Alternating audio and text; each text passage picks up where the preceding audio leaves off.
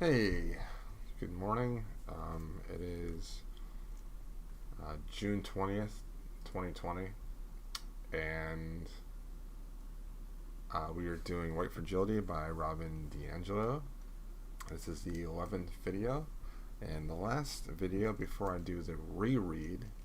So the reread will start tomorrow, but that will be video 12, but that will begin the book over again.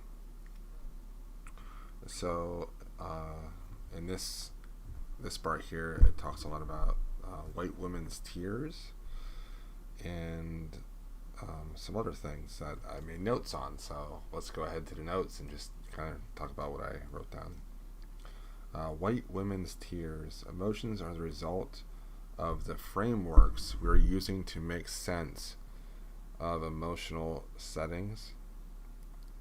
So our emotions can be political. Our tears trigger the terrorism of the history of blacks being killed because of white women accusing men of things. And there's kind of a saying, when a white woman cries, a black man gets hurt. And DiAngelo talked about this situation where they were going to have this meeting about racism, and one of the black women came to her and said, "Hey, I don't want to go. I just don't want to deal with white women's tears today." And later on, DiAngelo asked that person, "Okay, what is it about white women's tears that bothers you?" And basically, it turns the focus of the discussion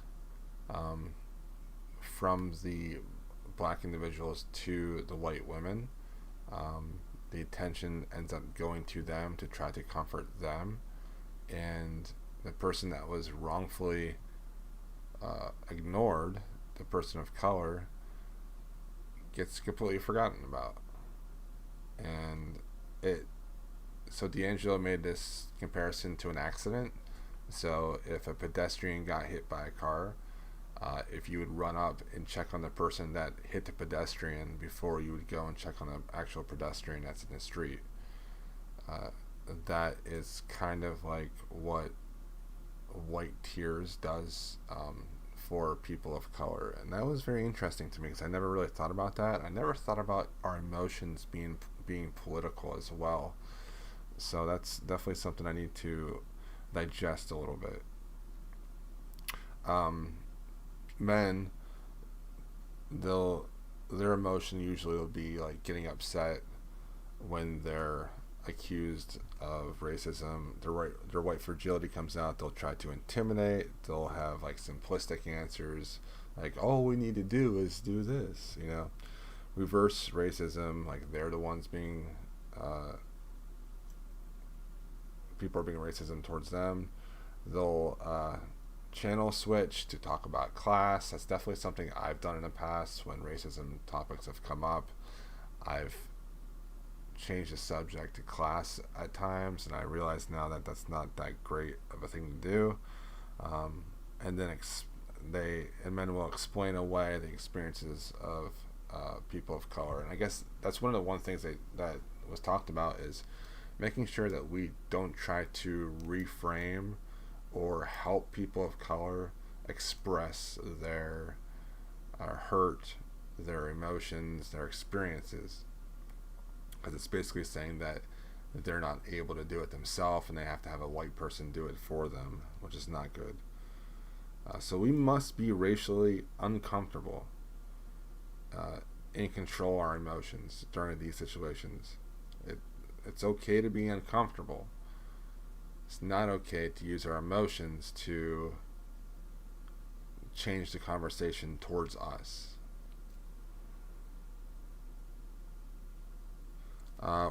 White emotion is not good when talking about racism, because black people aren't afforded the luxury to display their emotions as much as whites are in public. Unfortunately, when people see black people show emotion, there are stereotypes to that, And when white people show their emotion, it's trying to comfort them, especially when white women show emotion. Men will try to comfort them a lot of times, the whole white knight syndrome. And black people just aren't afforded that same luxury. White men get to authorize what constitute pain and whose pain is legitimate. So because white men are in charge a lot of times, they authorize what constitutes pain and whose pain is legitimate. Our emotions must lead to action and change. So the real question is, how does our racism manifest? In what ways does it manifest? Not if it manifests, because it will manifest. Some more things here. When we accept that we have a lot to learn, reflection, apology, listening, processing, and believing. This hit me pretty hard. We have to accept what people say. Believing is so important, and especially for me, this is something I've struggled with because I'm very analytical. So if someone says something, I will try to figure out if that claim is true or not, when I should come to a default assumption that it is true and believe it, and then possibly seek evidence. So for example, in the book community, if a reviewer says, okay, this book is problematic, it is racist, my initial thought should be to believe that person, especially if it's a person of color. And in the past, I don't think I've done that. I have been a little judgmental about that and think, oh, well, I haven't read that book, so I can't make that judgment. I can't say that. So I need to, believe individuals more, for sure. Answer this question. What has enabled you to be a full, educated, professional adult and not know what to do about racism? So my answer would be, I haven't been educated. I haven't had a lot of people of color in my life as friends, and I don't seek out their conversations and their company enough, and I need to change that. Take the initiative and find out on your own. Educate on your own. It's not black people's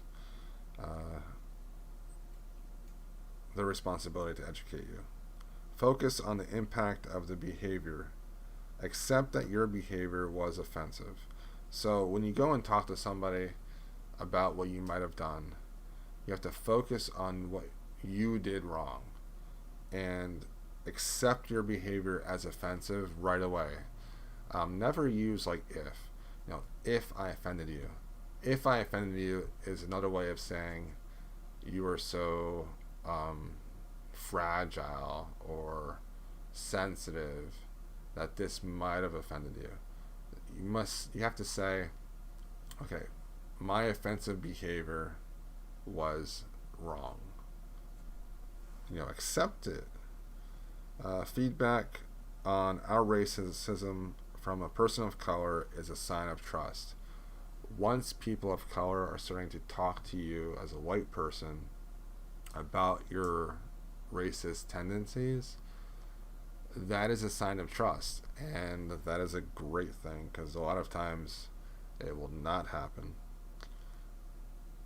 Always, first and foremost, when approached by people and that are accusing you of racism, breathe, listen, and reflect.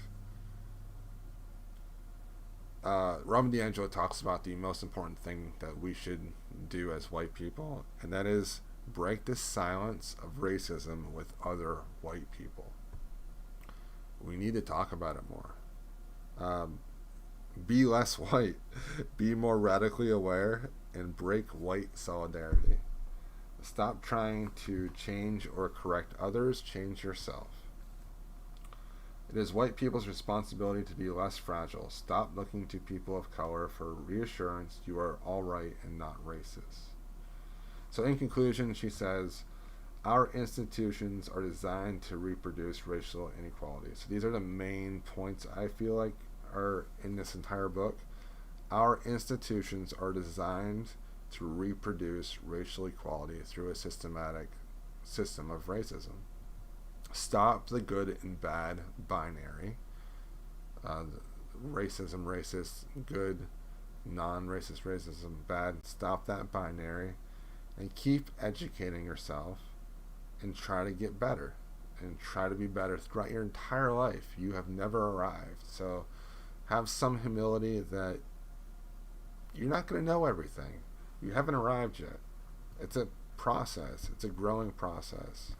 Like me reading this one book is not going to do anything.